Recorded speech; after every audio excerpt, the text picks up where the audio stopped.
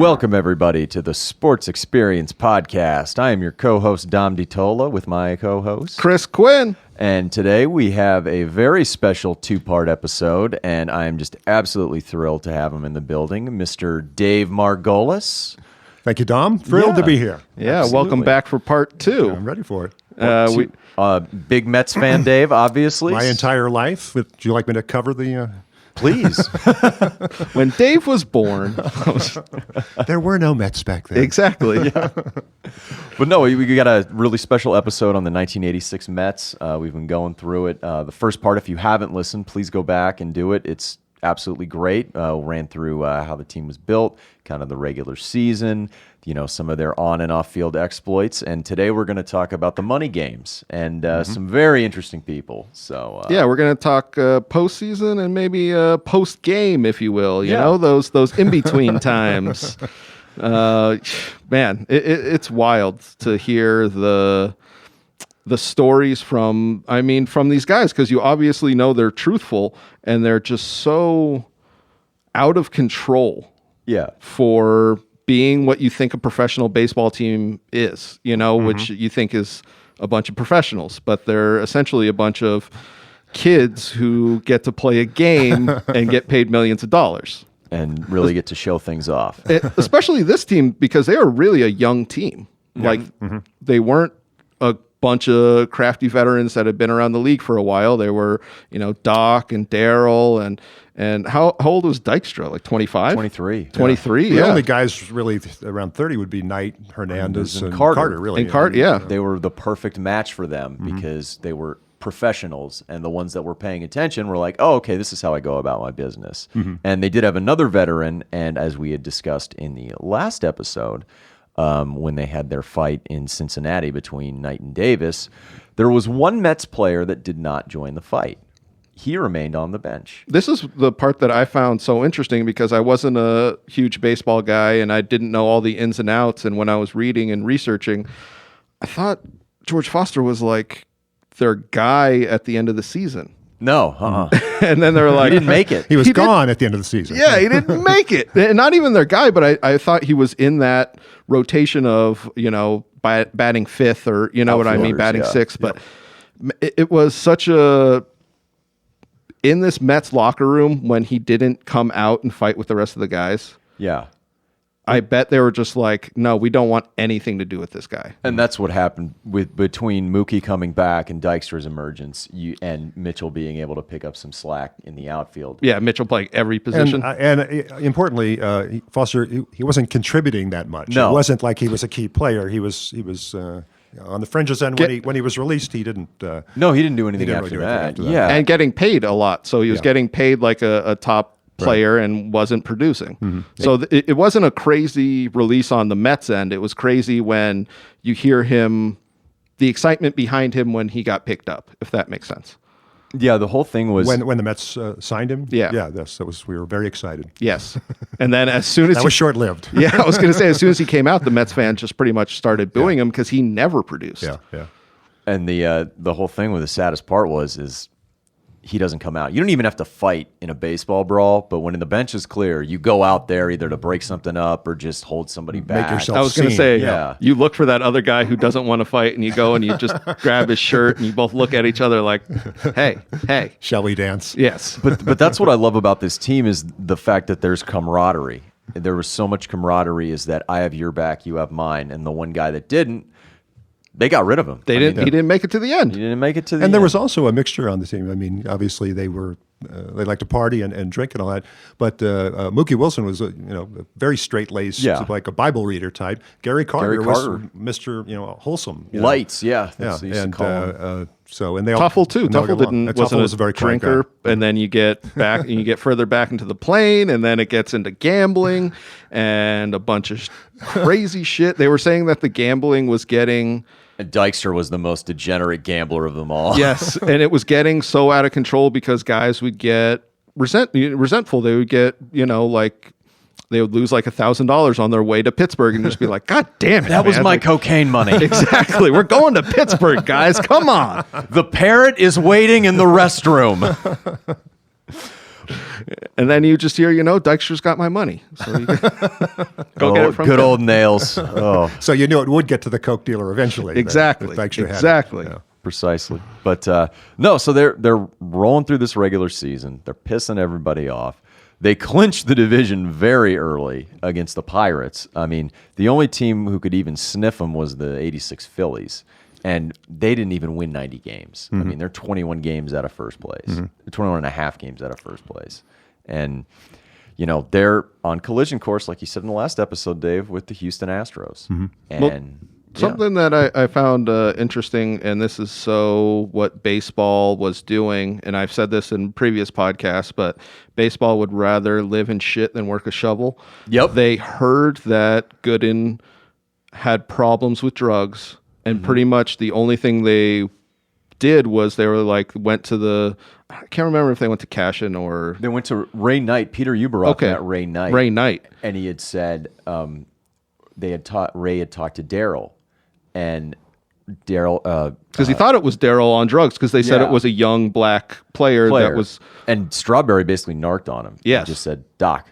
And it'll feed into what happened after the season, not only with Gooden, but with Kevin Mitchell and him getting probably the shortest end of the stick for no reason whatsoever other than guys wanted to cover their own asses. Yep. And but that's in the middle of this season, you kind of see, even though they're dominating, you can kind of see not the wheels coming off, but the paint not being so shiny. You know what I mean? Like, people are like, whoa, like they have a player who's seriously addicted to drugs, and Gooden at that time was seriously addicted to Coke. So it was obvious that they were the hardest partiers in the league, and they just went hard every single time. But they played good baseball. Yeah, Great baseball. What was Doc, 17 or 9 or something? I think so, yeah. While doing the Coke... And then, they don't even attribute his downfall to the cocaine. They attribute it more to Mel Stottlemyre, the pitching coach, messing with his delivery and having him try and add something in addition to his fastball and his 12-6 curve, which was, oh man, when that was on, that was beautiful to watch. Lord Charles, they call that one. Lord, because it was, it wasn't Uncle Charlie. More sophisticated. Yeah. Yeah. Well, I always like to be protective of the Mets, but I blame a lot of Doc Gooden's issues on the drugs because you've seen pictures of him when he's been strung out. It's pretty he looks sad. horrible. Yeah, he looks like a different person. And I stopped being pleased when I heard he was cleaned up because he always seems to slide back. Whereas Strawberry seems to have turned himself around, and I was quite surprised to see that. He's written he got into the whole kind of an inspirational 12-step. Speaker and all that. Yeah, he got involved with the religious aspect of the recovery, and apparently it's helped. I mean, he's turned his life around as much as he can. So I mean, the worst thing probably for him was going back to LA more than anything. And actually being with the Mets. Yeah. But going back to that's another show. Yeah, that's another weird show. With Daryl. Yeah, so they clinched the regular season, and it's obvious that they're the best team in baseball. I think that with their 108 wins, nobody's questioning that they're gonna be the team to beat. Yeah. And they have the privilege, I guess, of facing off against the Astros in a 7-game National League Championship Series. And what I only noticed this researching, and I didn't think I knew it before, but I must have known it at the time, that series was supposed to open the first 2 games at Shea and then go to Houston and then go back. But because of a conflict with football, they flipped it, and they played the first 2 games and the last games at Houston. I always found that strange because, obviously I've watched the games on TV before from that series, like on ESPN Classic, and I'm like, why are games 1 and 2 at the Astrodome? I was thinking maybe it's something weird, like when they have the wild card in, one division winner, they just alternate every single time. But it was football. That's very interesting. Huh. I assume. I think back then they would alternate year to year who was the home team in the playoffs, and there was a conflict, so they flipped it the other way. Well, unfortunately for the Mets, though, in that series, there's somebody that's trying to come back to haunt them. I mean, granted, Houston had a really good team that year. I mean, they had a great pitching staff. You had Nolan Ryan, Al Nippert, right, or Bob Nippert, and then Bob Nepper. Nepper, that was it. That's who I'm thinking of, the Red Sox. Right. But great pitching. Glenn Davis with some power in the lineup. Billy Hatcher. Clemens, they had a great Astros. Oh, so yeah. I mean, yeah. Clemens for Boston. Was it Jose Cruz a part of that Jose team? Cruz He was a very good player. Oh, God, yeah. And then, Bill Doran playing some second base for him. I mean, they were just a really solid team. Yeah. I mean, really, really good division-winning team. But they had their ace in the hole, who we talked about earlier, who was traded for Danny Heap, as you brought up, who came to the Mets, Mike Scott. And Mike Scott pitched in the division-clinching game, a no-hitter that year against the San Francisco Giants. And he had a little bit of movement on his pitches, which may or may not have been natural. Well, this is the thing that the Mets kept bringing up, was that he had sandpaper, was literally what they were saying, and that he was scuffing the ball. And that helps, if anybody doesn't know, it helps the ball with movement. I mean, it pretty much changes the trajectory of the ball, so you can't really target it. It's almost like he's throwing breaking balls, you know what I mean? But they're curves. And the Mets kept asking for the ball to be looked at, and the ump was pretty much just like, I don't give a shit. Like, it's such a weird take on it, because the Mets are pretty much saying, like, this is obvious, and the ump is pretty much saying, like, just play.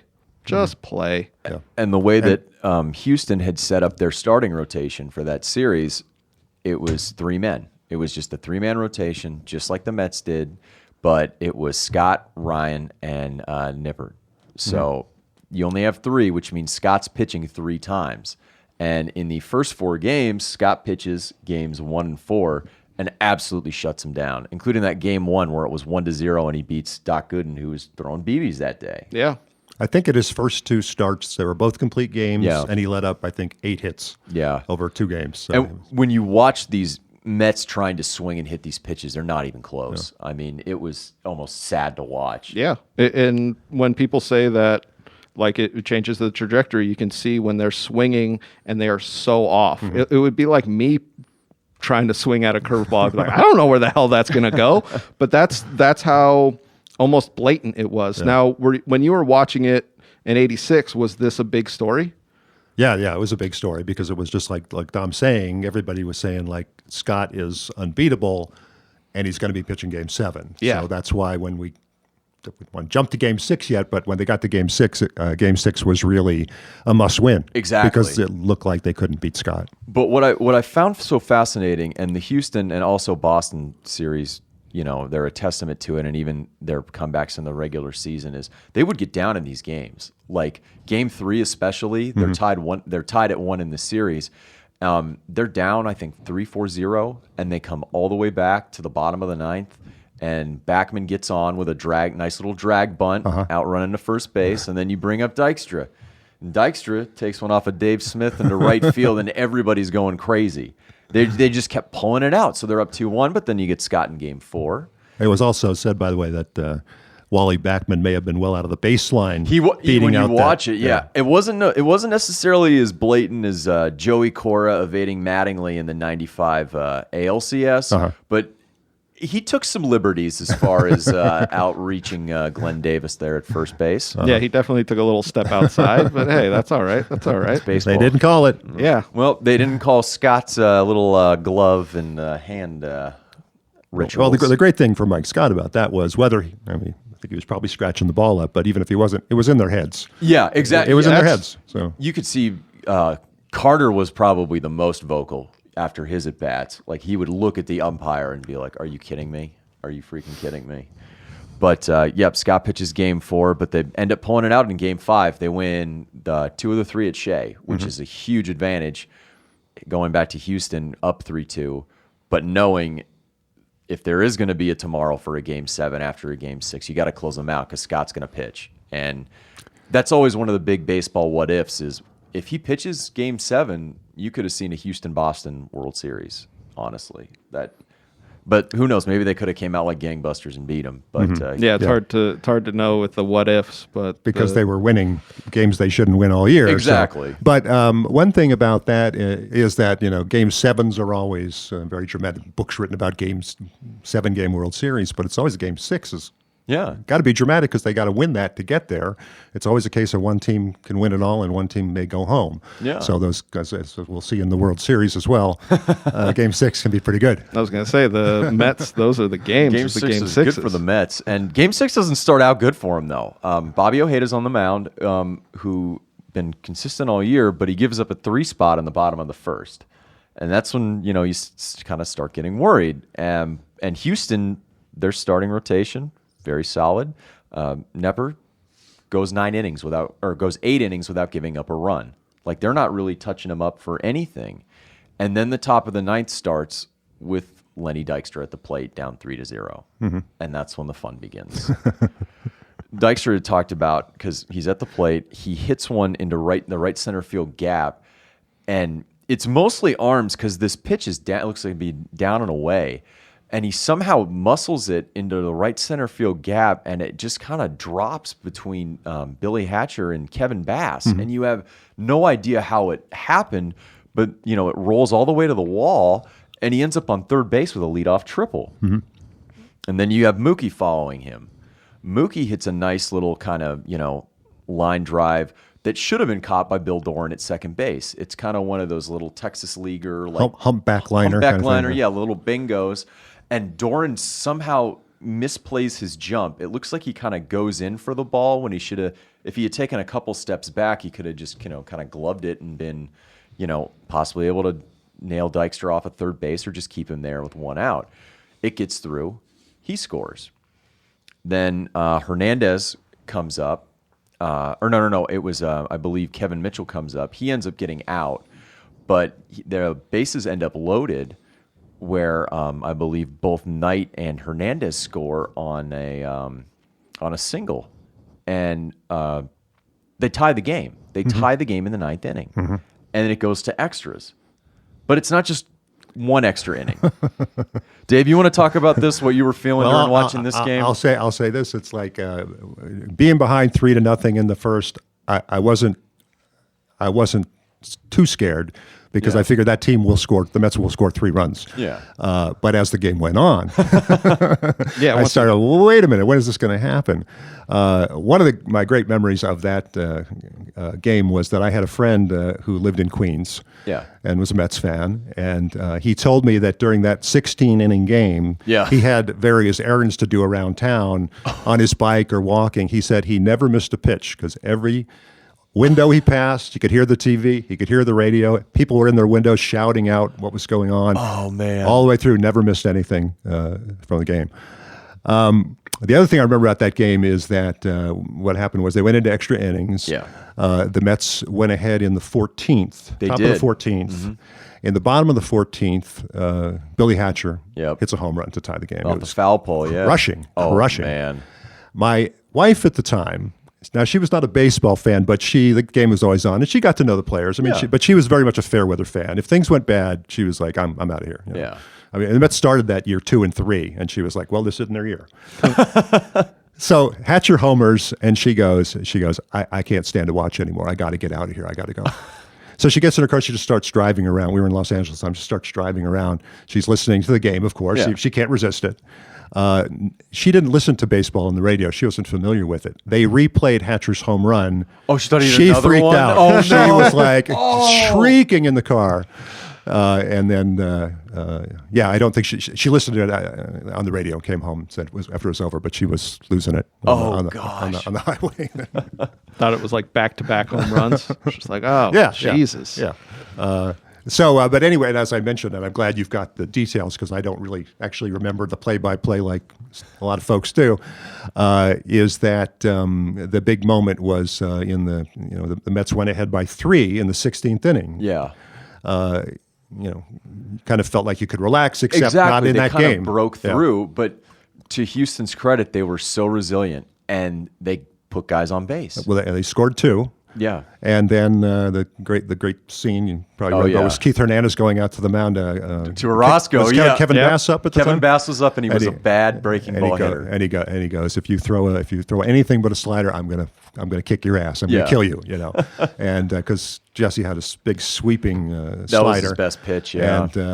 And that was the finish of it. It was one of those ones you kind of sit and sob for a while after it's done totally. because you're just exhausted. You just can't believe that it happened, and it happened in that fashion. And they were spent. The Mets were spent at that point. Yep. I mean, after 16 innings. Well, after a 6-game intense series, and then the last game is 16 innings, I imagine that they're ready to just unwind. And I'll say this: that game would not have been improved if you started every extra inning with a man on second base. That's all I'm going to say. No, Dave, I totally agree. Thank you for pointing that out. I understand why you do it during COVID times. Yeah. Like, I get that. You want to finish stuff up, keep people less exposed, but no second base in extra innings. That's little league nonsense. Yeah, I don't understand giving somebody a man on base. I'll never understand that. But I don't like that. It can't be explained how he got there. Yes, exactly. In the box score, it doesn't. It doesn't compute. No, it's silly. Why can't we go 20 innings if that's what's going to happen? The interesting thing, though, is there was probably some relief in that dugout because no Mike Scott. Right, yeah. I mean, you've just avoided that. You've avoided the possibility of a Game 7. You're tired, but you want to party. And this is where we get to the most fun plane ride in human something straight out of Caligula, if you think about it. Well, I couldn't remember exactly who their airline was, but I think it was American Airlines. Well, so American, I think, took this flight, but their original airline, they had to get on to an American flight because their plane wasn't big enough because they brought their wives, which Davey Johnson, who was such an old school baseball guy, he literally was like, wives need to be in the kitchen. Don't bring them on the plane. And like, that's what an old school baseball guy he was. And as sexist as that sounds, it was a good idea for this flight to maybe keep them off. I was going to say, he definitely didn't have the right angle, but he had the right thought. I don't even know. Like, because the partying that happened was so wild, Dave. And it was led by a group in the back of the plane. It's, as Lenny Dykstra described, you have your milk drinkers in front, like Mookie, and then maybe like Gary Carter and Tuffle. Then you kind of get towards the middle, and then he's talking about how like him and Kevin Mitchell, they're gambling and drinking and hanging out. But then you get to the very back, and the very back is populated by 3 guys. What was it? Doug Sisk, relief pitcher, Jesse Orozco, relief pitcher, and Danny Heap, their pinch hitter off the bench. They were not only heavy drinkers, they were, as Bob Ojeda referred to the entire team as, a bunch of vile motherfuckers. Yep. Hey, everybody. Just want to take a quick break to let you know that our Sports Experience podcast is brought to you by Engle Studio here, and they're here in Tucson for all your recording needs. And that's where everything went crazy. They took pleasure in getting guys to the back of the plane who didn't drink very often, like a Rafael Santana, and having him piss himself on the plane. He pissed on Ed Hearn, their backup catcher. And their shenanigans were a little more cruel, but 2 of my favorite guys were Roger McDowell and backup third baseman Howard Johnson. They were masters of the hot foot in the locker room, or in the dugout to their managers. You get the matchbook, and then you spread the cigarette and then light it on fire on the cleat. If you ever want to see, there's actually an instructional video of these 2 players, and they lay out exactly how you do it, and you see them like wrapping the gum around, and one player looks at the other and goes, "Oh, is that how you do it? I do it like this." It's such a great little baseball, hot foot moment. Yeah. But they were also masters at the bubblegum bubble. Yeah, on the top of the cap. Yes. Pretty much every game. The rally caps. Yeah. So they're, like I said, they're doing funny things. Like everyone is obviously hammered. Everyone is so drunk. Ed Hearn passes out in his seat. And one thing Roger McDowell does is he has a salad from his airline food, and he starts putting the lettuce and the tomatoes and the onions, and he's on top of Hearn's bald head. And he takes a fork and he starts eating a salad off of his teammate's head to make people laugh. Well, it's so ridiculous because they bring all their wives on this plane. They essentially drink all the beer on the plane, and then they start passing out champagne. Yeah. They pretty much drink all the champagne, and then the flight attendants get the bright idea because they're going to the World Series. They want to party. They decide to pass out pieces of cake. Oh boy! And everybody is so hammered that all these cakes start getting passed out, and you just hear, "Foop, foop," and it's just cake flying, and you're just like, "Oh Jesus!" And then it's huge just food fight.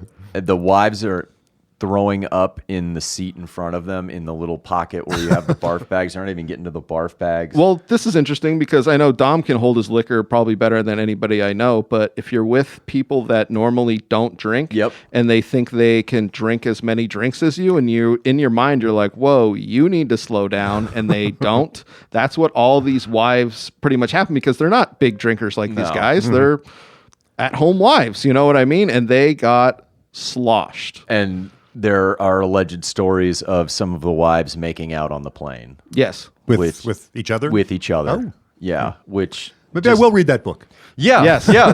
Now Dave's ready to read this book. You keep your pants on because it's Dom's book. We'll see what page it opens to. Exactly. That's actually the first chapter, is the flight. And they, as Dykstra describes, they absolutely destroy this plane. The gamblers ripped out one of the seat backs and they just started playing cards on it and drinking. The people were mashing peas in other people's hair from the dinner that they had. I mean, it was chaos. It was absolute chaos on this plane. And by the time they land in New York, it's like a 4-hour flight too. So it's not a short flight. It's Houston to New York. They're staggering off the plane. The wives have cake in their hair. There's a bunch of fans out in the airport to meet them, to be like, woo, you made the World Series. They come off and pretty much all the players are holding their wives up with vomit and cake, literally just pretty much caked on them. That makes sense, right? Yeah, it does. Hence the name, yeah. Yeah. It had to be one of, because nowadays we would have had pictures galore, but it had to be one of those sites where people are like, woo, and then they see them come off and they're like, is that the Mets, or is that they just pick up a bunch of homeless guys? What the hell is going on? You guys won, right? Yeah, exactly. They have an animated video of Kevin Mitchell, Lenny Dykstra, Doc Gooden, and Darryl Strawberry talking about the flight, and it's animating what's going on. And when Dykstra's talking about Mookie sitting in the front, interspersed throughout the entire video is just chaos happening, and Mookie in the front seat just drinking a milk. And when they're getting off the plane, you can just see all the destruction, and he's like drinking his milk, and he looks back and he's like, oh, okay. And then he just walks off the plane. It's pretty ridiculous. I'll see you at the ballpark, fellas. Yeah, right? With his big old smile. Oh, absolutely. But they don't have a lot of time to, kind of get their wits about them, because they have a World Series to play. Well, I feel like this is unfair, and because I'm a big soccer guy. I don't know if you know that, but it happens at the World Cup where they'll have like 4 days in between games, which is super short for soccer. But to just beat the Astros and then literally like 24 hours later, they're like, hey, you got to be in New York for the Red Sox. It's like, we can't give these guys like a day and a half. Even that's like, I feel like they should have these windows in between. But with baseball, I feel like that's the way baseball is, is you have to play every day. Yeah. What were your feelings going into that World Series? You remember, Dave? I'll say this. At the time, I so excited. This was such a great season. When we got to the postseason, I took off 2 weeks from work. Because that's awesome. I wanted to be able to watch all the games, and I didn't want to risk being at work and I got to go. The game's coming on, and something, oh, we need you to do this. Could you take it? I didn't want that to happen at all. No. Good. So you can imagine how I felt considering them getting knocked out in the playoffs, because then I have a whole week of vacation with nothing to do but be miserable about what happened. So I was relieved to get there, and I was excited. I was just excited to play the Red Sox, and excited to be playing in Fenway Park. I thought that was going to be really neat. Great and exciting. And I would say, I'm never confident. Yeah, sure. But I felt good. They'd won a great series, and it definitely. I never expressed the feeling like, well, whatever happens in the World Series is fine. They won the playoffs. It's like, no, it would have been a big. Well, you win 100 upset. games, you better not. Come away empty-handed. It's a horrible feeling. So there was a lot of that feeling throughout both series. That if they lose it, how do you feel about the season? I always have this philosophical thing I think about, guys, if I can stray a little bit here. Oh, go ahead, yeah. Is that there's a thing I refer to as Blake's double. Okay. Remember Casey at the bat? Oh, yeah. Blake hit a double. Everybody's going nuts in the poem Casey at the bat. Yeah. And then they end up case he strikes out and loses it. So I think with that moment of joy and euphoria when Blake doubled, does that still exist when you think back on it? Do you think back, what a glorious moment that was? Or does it not matter because it was destroyed by the next batter? Well, they don't call the palm Blake's double. So obviously. So that's what I go through. It's like, because do you remember, I don't know if you remember this, but Andy Chavez made this tremendous game-saving catch. In the Cardinals series. Yeah. That was so gnarly. And they replay it all the time. And to me, I go, all it does is make me remember that they ended up losing the thing. And that's it. So it's like, you got to win. In other words, you can't, you got to go all the way and win the whole thing, or the season's not a waste, but it's crushing. It's like a disappointment. It's like when I see Tony Gwynn in Game 1 hit that home run off the facade at Yankee Stadium, and I was like, this is the greatest day of my life. And then, oh, no, Tino Martinez. No. I understand completely what you mean. So there was great excitement and great dread at the same time. Were you excited that they were playing the Red Sox, who was notorious losers?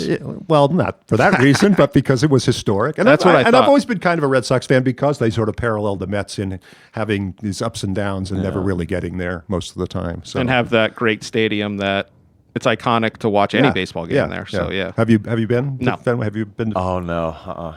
I was there one time and they weren't playing, but you can take a tour of it. Oh, cool. And it was really cool because we're in the press box and then they go, okay, let's walk down the hall. And we just walk down a hallway. They go, here's the Green Monster.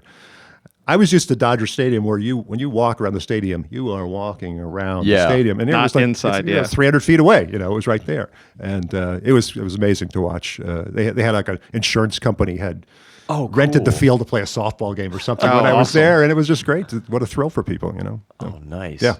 Yeah, and they had their own postseason wildness that year, the Red Sox. Yeah. For those of you who don't know, just set this up because I think both teams had such great resiliency as they were down 3-1 in their series and only came back because in Game 5 they sent it to extras when Dave Henderson hit a 3-run homer off of a forkball off of Donnie Moore at the Big A in Anaheim against the Angels. And there's a great quote by Bob Boone when he's on the airplane. He was the Angels catcher kind of at the end of his career, and he's talking to Don Sutton, who was one of their pitchers also at the end of his career. And Sutton kind of asked him, like, all right, we're going back to Fenway for Game 6 and 7.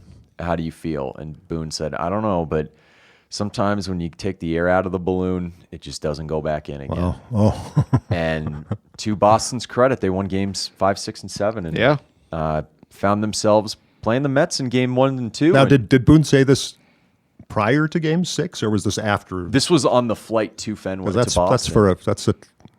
That's a very unlikely thing for a player to say. That basically giving up. We may be done. Yeah. But they were down to Henderson was down to his last strike with 2 outs in that game, and even in the bottom of the inning, the Angels came back to tie it and send it into further extras. Even when Boston pulled it out, unfortunately for them. But yeah, it must have. When you watch that game, the fans are all into it. It was just a crushing blow for that franchise. They really never recovered until basically the early 2000s from that. And wasn't Gene Mauch the manager that year? Gene Mauch, who was always proclaimed a genius, but never actually got to the World Series. The manager of the '64 Phillies with that historic collapse. Mm-hmm. Yeah, he was in baseball for 50 years. Forever, yeah. Uh-huh. Unfortunate for him not to pull it out. He was on the top step with Reggie Jackson if you watch that game again. So, But anyway, to the World Series. We're at Shea Stadium. Sorry for going off on that tangent. No, I love a tangent. I just wanted to say the '86 postseason is one of baseball's absolute best. Yeah. So, well, the intensity of baseball back then, which I feel like in the postseason just gets amplified, was so ridiculous. And I want to bring up Game 1 because I felt like there was an incident that happened in Game 1 that we see in Game 6 that if Bill Buckner didn't have this happen in Game 6, will we be talking about Tim Tuffle as this calamitous... The GOAT. Yeah, exactly. You know what I mean? Because they end up... Mets lose 1-0 on a routine grounder to Tuffle at second, and he just lets it go in between his legs, just like in Game 6. It's such an interesting turn of events where I bet when that happened later in the series, Tuffle was happy for multiple reasons. You know what I mean? Like, I bet he was just like, oh, thank God. Well, you know that the reason he was playing that night is because the game's one starters, Doc Gooden was pitching for the Mets. Yep. And Bruce Hurst, not Roger Clemens, was pitching for the Red Sox. And as a southpaw, the way Davey Johnson would usually have his lineup go is Tuffle as a righty would face the left-handed pitchers, and then Backman, even though he was a switch hitter, would face the righties. I didn't know that. Yeah, That's interesting. Backman was useless as a right-handed hitter. He really was not a right-handed hitter, but yeah. Yeah, Tuffle was there. They had acquired him the offseason prior from Minnesota, basically. For that reason. For the exact reason, and he was in the game, and the ball found him, unfortunately.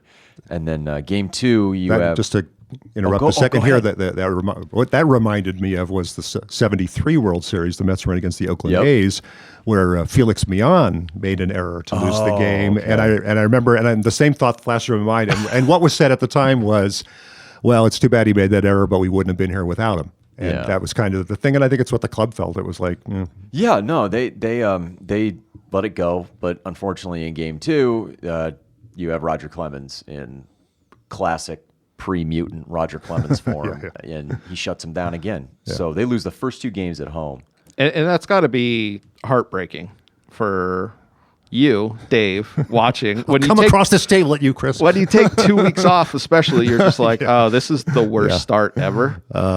And both games at Shea, too. So it's like they're losing home field advantage. What I remember, well, another thing about that season to remember when you're talking about playing at Fenway is there was no interleague play then. No. So it was a big deal when you went into the visitors' park, and you probably remember this, is that they lost 2 games at home. They were going to Fenway. Davey Johnson called off the workout. Yep.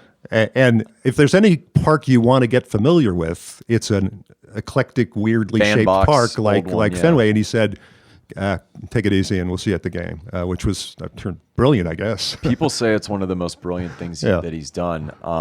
And the Mets also have an ace in the hole going into this game because they're 3-man rotation. They have Gooden and Darling starting games 1 and 2. They have former Red Sox Bobby Ojeda going in game 3. Mm-hmm. Now, there's a story in this Jeff Pearlman book about him seeing 2 of Boston's top brass at a restaurant there before the 3rd game. Mm-hmm. They smile at him, toast their glasses, and he's like, and he left Boston on very bad terms. Uh-huh. So he's absolutely ready to be dialed in to stick it to the team that got rid of him. And the Red Sox, without Clemens and Hurst, they're sending one of the most eclectic pitchers to the mound in that game, Dennis Oil Can Boyd.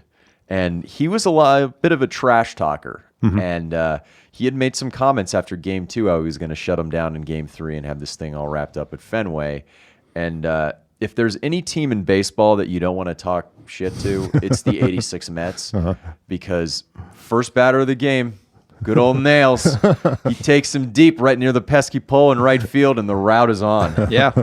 That is when you could tell the Mets weren't going to lie over and die. Because I bet going down 2 games, some teams might not necessarily lose that game, but not show that gumption right off the bat. Yeah. And man, they were just like, no, we're here to win. Yeah, games 3 and 4. Carter had a couple dingers, I think, in game 4, and over that maybe monster. maybe the hangover wore off. Yeah, there you go. Maybe the hangover finally wore off. Well, I would say that when they were down by 2, I wasn't happy. Yeah, I certainly wasn't giving up, and I was, as always in a situation like that, you figure they win 1, they're back in it. Yep. But again, the specter of taking 2 weeks vacation and going home with nothing was a little rough, but. And after they won game 3, though, that's as soon as you're right. Yeah. As soon as one game, they're right back in it. Yeah. I bet the whole city of New York was like, that turned everything around. Yeah. Yeah. And the good thing is that games 3 and 4, even though Boston's running with a 4-man rotation, so you got Boyd and Neppert pitching for them. So they run right through them. But Bruce Hurst, who had one of the best postseason pitching efforts in a losing effort, is at game 5 in Fenway, and he manages to shut them down. So it sets up arguably one of the greatest baseball games ever played, Game 6 of the 1986 I think World Hurst Series. he would have been the MVP, right, of the World Series, except for how Game 6 went. Yeah, and he he did an incredible job. And doesn't start out so well for the Mets in Game 6, though. It's a little bit rocky. It's just like some of those Astros games. It's a lot like games that they, throughout the season, they would go down and then come back. And then, like, that team definitely didn't have the die attitude. They didn't quit. They never quit. Yeah. They didn't quit on each other. And Boston sending Clemens to the mound again for a second time. And he's doing pretty well against them. And really not scratching anything across the board. And it's going back and forth. And Boston the game ends up going into extra innings. And Dave Henderson, the hero of the 86 LCS, hits a home run off Rick Aguilera, who comes in for relief. And anything else you wanted to bring up during that game, Dave, at all that you remember?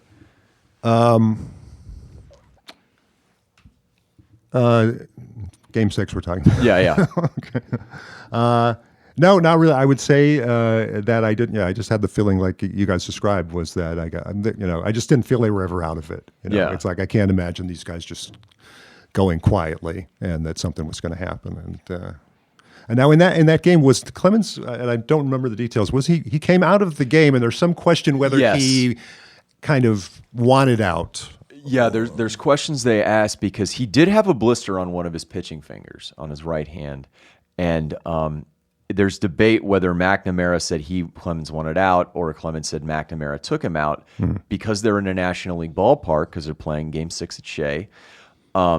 They have to pinch hit for Clemens. They decided to pinch hit and try and get more runs on the board, so they send up, he was a rookie then, Mike Greenwell, who used to play for the Sox. Sure. He came up and struck out. But who knows what happens if they leave Clemens in the game. And, they're running through all their relievers, and they get to, I believe, the bottom of the 10th, correct? And it's Calvin Schiraldi on the mound for Boston, who was a former Met. Ex-Met. Yes. He was roommates with a couple of the guys on that 86 team when they were in the minor leagues. And he gets the first two. He gets the first two hitters. He gets Backman and Hernandez. Hernandez, after his at-bat, which he'll talk about, and they even talked about it in the post-game interview of the eventual seventh game, they asked him what he did when he was out, and he said, I went into Davey Johnson's office, cracked open a beer, and smoked a cigarette, and started watching the game. And he thought it was over. Yep. And then coming up to the plate right after Keith Hernandez was Gary Carter. Gary Carter, nice little liner into left field. You're down by 2 runs. You're down 5-3. Lines it into left field. When he gets to first base, he sees Bill Robinson. And this is always a great story. And he looks at Bill Robinson and said, I'm not making the last out of this fucking World Series. Kevin Mitchell comes up next. This is an interesting one because Mitchell, prior to this at bat, like when the inning started, he's not thinking he's going to be in the game. He is in his underwear in the clubhouse making travel reservations to go back home to San Diego because he thought the game was over. Yep. So they're like, Mitch, get down here. You gotta hit. So he puts on his uniform. He goes out and gets a base hit into left center field. He gets to first base to Bill Robinson, and he says, I'm not making the last fucking out of this fucking World Series. Ray Knight comes up next, hits a little bingo into center field, gets to first base, and guess what he says? All three of them, independent of each other, said the exact same thing, which makes it so incredible because, you have Carter scores, I believe, on the Knight single. Yeah. And then you have Mitchell ending up at third base. And Mookie Wilson's batting. And Dave, you want to take it from here? Well, I'm not going to make the last. That was kind of the mantra of the team at that point there. And so Mookie's up. And they've replaced Schiraldi, by the way. I forgot to mention that, and put in Bob Stanley. Bob Stanley, right. And so Mookie, I was happy to have Mookie up because Mookie was a guy who, had a thing for drama and put the bat on the ball usually. And before the great moment that we all remember from that game, Stanley threw one inside at his feet. Fortunately, he skipped over and didn't. If it hit him in the foot, it would have been a different game. Yeah, they would have just loaded the bases.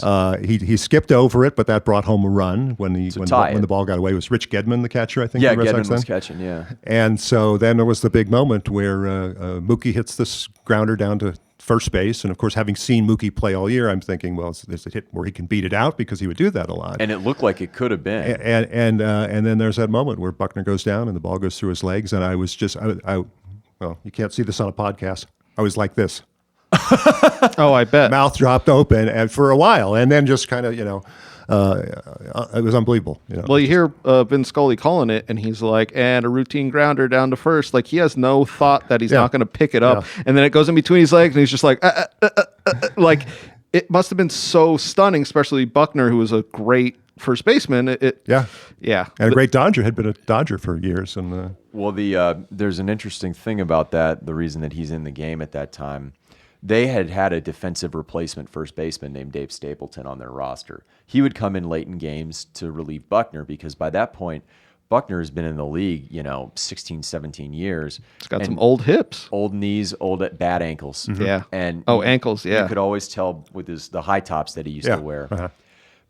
For whatever reason, and it's been said by a lot of people about McNamara, he wanted Buckner on the field for the final out of the World Series. He didn't want him running out from the bench, and it cost him. It cost him pretty bad. The World Series. Well, yeah. I mean, but what people forget is there's still a Game 7 to play. Yeah.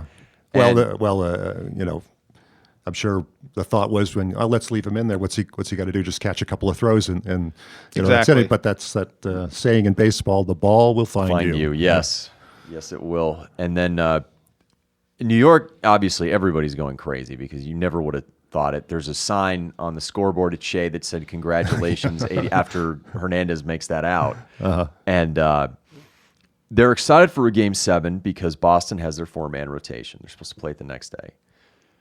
They're supposed to send Oil Can Boyd up, who they had just previously shelled, but there's rain, and they have to delay the game. They have to play it another day, which means Bruce Hurst, off of his Game 5, can come and pitch the Game 7 for the Red Sox. And that's really bad break for the Mets fans, and an even worse break when at the beginning and the second inning of Game 7 that they eventually play, Boston puts a 3 spot up on Darling. Yeah. It's almost like facing Hurst was it was like if they had to face Mike Scott in the NLCS.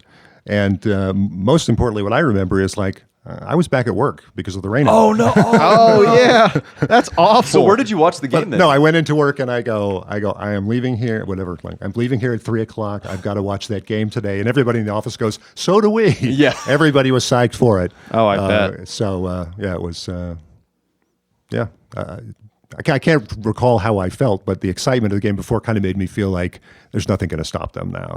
Exactly. That's what people said from Game 6. There was the feeling that Mets had all the momentum, and it was theirs to lose, even though the Red Sox went up, early in that game. They still. Boggsy had a nice little RBI single there to make it a 3-0 game. Oh, Boggs, what are you doing? But yeah, it's that series is so iconic that between the Buckner's legs, and I don't know if you ever watch Curb Your Enthusiasm, but Larry David has this great thing where he walks around with Bill Buckner and people are yelling at him, talking shit, and he's like, Bill Buckner's just letting it roll off his shoulders, like, people are people, and Larry's getting like legitimately mad, like, he was a great ball player, that was one play, and like it's a great baseball moment, Well, I saw a lot of games at Dodger Stadium when Buckner was a Dodger. And, sure, he was a great player for them. And I remarked at the time, every time I went to a Dodger game, he would make at least one really good play. Yeah. In the outfield. He was an outfielder there. Yeah. And it was like he was a very, very good player. And fortunately, Boston forgave him and he kind of dealt with it. But he took a lot of shit for a long time. Very unfairly. He had like 2,800 hits in his career. I mean, he was an all-star. Yeah. I think he maybe even won a batting title. I think he won a batting title, yeah. Mm-hmm. Yeah. He's a good ball player, but that's baseball. That's baseball. The real star, though, and I wanted to bring this up because he's a fascinating character. The real star of that game and the one that kept the Mets in that game was Sid Fernandez. Mm-hmm. Yep. Because they went to a 3-man rotation, they were kind of using him in long relief and spot stuff.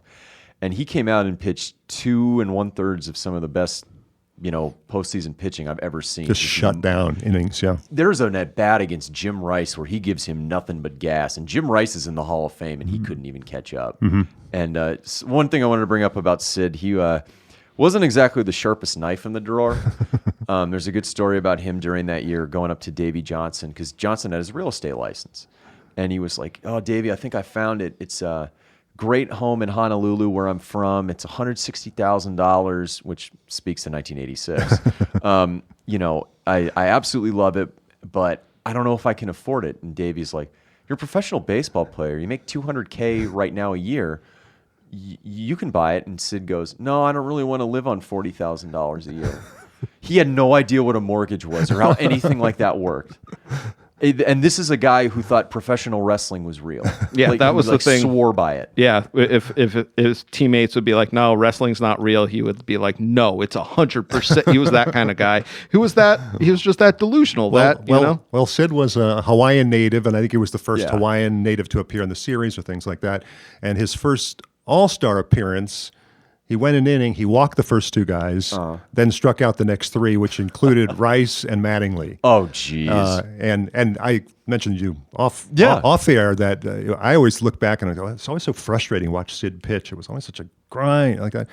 And then you look at his numbers and they're fantastic. And it was just that he didn't look like an athlete. No, he didn't. He got a lot of foul balls. He walked a lot of guys, and you always felt like, oh, what a struggle. And then you look at it and he'd thrown a 4-hitter. Yeah. You know? Complete game, maybe walked a few guys here and there. But yeah, he really kept him in the game because then they had that big sixth inning, Mazzilli getting a hit, Hernandez driving in two with the bases loaded, and they end up tying the game again and really take all the wind out of Boston's sails because Knight hits a homer the next inning to go up 4-3. They go up, they end up going up 6-3, and then Boston makes it 6-5. Buckner had a hit in that sequence to get him back into the game, but then Strawberry goes deep in the bottom of the eighth. Yeah, that shot by Strawberry, that was just like icing on the cake. It's done now. That's a crusher. Yeah. Yeah, that one was a no doubter, and they brought in their game 4 starter to pitch to him, who was lefty matchup, and it just yeah. Well, a couple of things about. Let's see. In Game 6, I tell you about my ex-wife and how she could not stand this. Well, of course, Game 6, she was beside herself, completely gone, and she took off in the car. I don't even think she was there for any of the game. I think she just took a driving. And so she comes home. Well, the game was over. The ball had gone through Buckner's legs. The Mets had won it. It was all over. But trying to teach her a lesson, I taped every game. I rolled it back, acting like it was still going. Oh no! So she's sitting there with the Mets trailing and one strike away from losing constantly, and she's screaming at me, "Why are you making me watch this?" And I go, "Just watch." And she's just had it, Yeah. And then I go, "Okay, the game's over. The Mets won. Now watch how it happened." Yeah. And she was just belligerent at me. At that point. And then Game 7, again, I mean, I was just completely drained when it was over. But I had a lot of sentiment for the Red Sox. And when they showed the Red Sox dugout, and in particular Wade Boggs. Boggs was crying. He was sobbing. I started crying. I was just like, I can feel how bad he feels. And it was just very, very emotional. Yeah, seeing Orozco strike out Marty Barrett and just throw his glove in the air again like he did at the Astrodome. That's the iconic moment. Yep. In fact, that's his bobblehead. Is it really? Is him throwing his glove up in the air. Yeah. Yes. Yeah. Oh, that's so awesome. cool. But 86 Mets, World Series champions. And I needed to ask you as kind of like a postscript to this. This was their only World Series of that era with all of this young talent. Do you honestly think they could have won more? Because I feel like they left some couple. Yeah, and World I think Series that any appearances. fan and probably the players feel that way. 87 started off with Doc being Suspended. out for cocaine use. And they had a number of injuries in 87. I think in 87 they had a guy named Terry Leach who won like 11 games because they just needed him all the time. And then in 88 they got to the world to They the won playoffs, the division. and They were dominant. Yeah, Yeah. and they'd beaten the Dodgers 11 out of 12 that year. And I lived in L.A. and I did not like the Dodgers. No. And all my friends were Dodger fans, and it no. was brutal. It was absolutely brutal. Well, that was the if Gooden doesn't give up that home run to Socha at Shea. Yeah, it was crusher. Yeah, and David Cohn had joined the staff at that point. He was like I think a 20-game winner. I think he that went year. like 20-3 that year. Yeah, Yeah. And they won 100 games. Yeah. And here's what I was in Boston of all places for a wedding. Okay. During the playoffs, So coming back, it's the Scioscia game is going on while I'm on the plane. Oh no! So I said to my wife, I go, people are going to start talking. They're going to hear. I don't want to know. I had the game taping at home. I was going to watch it when I got home. So she hands me her Walkman. Yeah, 86. I put it on. Well, it's got some like inspirational self-help speaker on there, but it's like I got to have something so I don't hear anything. And going through the airport when I got there, it's like, don't look at the monitors, don't look at any screens, don't look at the expressions of the people. They're all Dodger fans here. And then I got home and it was probably like, midnight, and I started watching the game. And so it was like 2 a.m. when Scioscia hit that one, and it was just like, thought you were going to say, and then Kramer came in and he was like, can you believe these guys? And you're like, I taped it. Well, I think we should point out for people listening who may not, know baseball lore quite as well. You mentioned Roger McDowell. Of course, he's better known to audiences as the second spitter. On Seinfeld. Oh, such a great episode. Keith Hernandez. And then Roger McDowell comes out of the bushes. Nice game, pretty boy. Oh, God, I love that so much. Back and to the And left. Hernandez now, along with Darling, they're the color commentators for the Mets games, and it's just a treat even if they're losing. Yeah. I'll just listen because they just they have a good time. They talk about those teams. They talk about what they would have done, and they talk about what you want to hear. Yeah. Baseball and baseball from that era. Yeah, exactly. I've always wondered if the '88 series would have been that Mets team against that dominant A's team would have shaken out, because that would have been so good. I mean, obviously the Dodgers won. Kudos to them, because Hershiser was unstoppable that year. He broke the Drysdale streak. I was actually at the game. He broke it. Oh, yeah. Uh-huh. I was 1.5. My parents took me. No, I swear to God, they took me to Padres games. I was going to ask him if he kept score. No, but we went because it was the last game of the regular season, and Hershiser was pitching, and he needs 10 innings to break Don Drysdale's streak. Yeah. And the game after 9 innings is 0-0. So he comes out for the bottom of the 10th because the Dodgers scored in the top of the 10th, and he wins the game and he sets the record. It's too corny to write it. You know? It really is. Yeah. But team of destiny that year. But the Mets, it just seems like they left too many on the table, and then drugs and trading players away. And I think you might have had a point about Davey Johnson, and I was a huge fan. And I mean, of course, I have great esteem for him. But I did feel like there were times when he should have taken more control of the team after that. And just familiar with Greg Jeffries. Yeah, the Jeffries situation was weird. And it does seem like, in short, Jeffries was a rookie. He was resented by the other players. They gave him a lot of shit, kind of crushed him.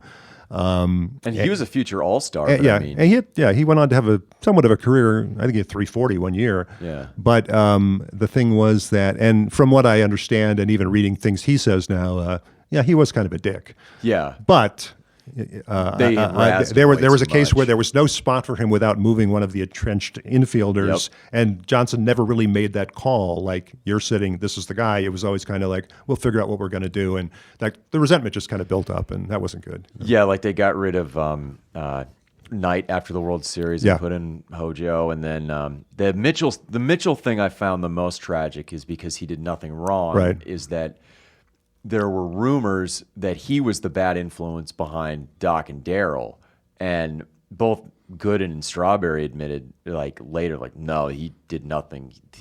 The only thing about Mitchell was he had a temper and he was a fighter because that's the way he grew up.